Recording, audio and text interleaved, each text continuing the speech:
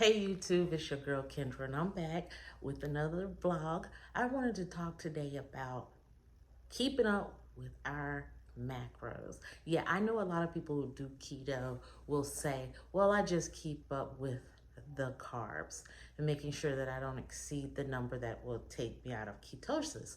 Well, that's great if that's your only goal, but if it's weight loss, you need to make sure that you're not exceeding your macros overall, because you don't want to be taking in too many calories and not burning any and still not losing any weight, because the whole purpose here is to lose weight. I track mine through an app. Now, there's a lot of apps out there. I've heard of some that are better for keto versus regular American standard diets, or there may be, you might like pen and paper, but whatever it is, just keep it simple. In the beginning, I would recommend tracking, at least until you understand entirely how much you're consuming. And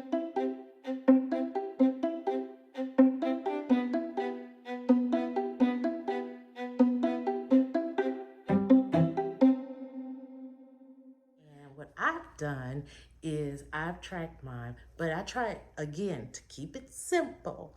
I always make sure that I am logging it at least before I consume it, and then once I can see what in, I can deduct from there and make adjustments where necessary. What I do is I buy food that will allow me to utilize the nutritional facts that's on the back. That's the easy way. I just scan the barcode, put in however many servings I'm going to have, and it's done.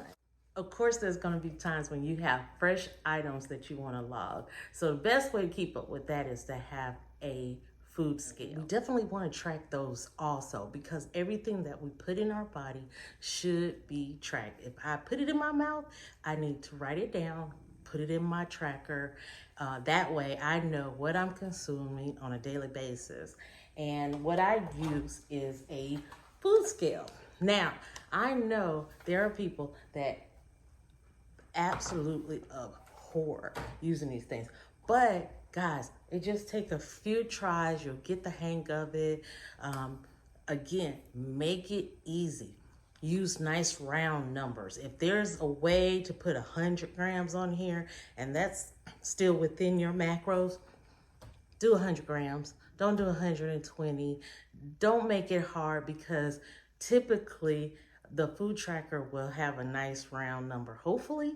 And if it doesn't, then try to use whatever serving size it's suggesting. So if it says 4 ounces, then do 4 ounces. Do for one serving. If you want 2 of those, then you have 2 servings of 4 ounces, or you can do a serving and a half.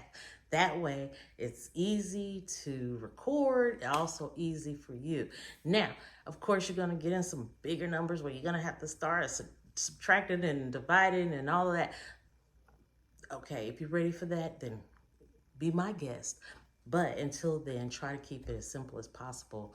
Again, use the nutritional facts on the bag or the container or whatever it is, and then log that, or pull out your old handy dandy scale and make sure you keep those nice and round numbers as well.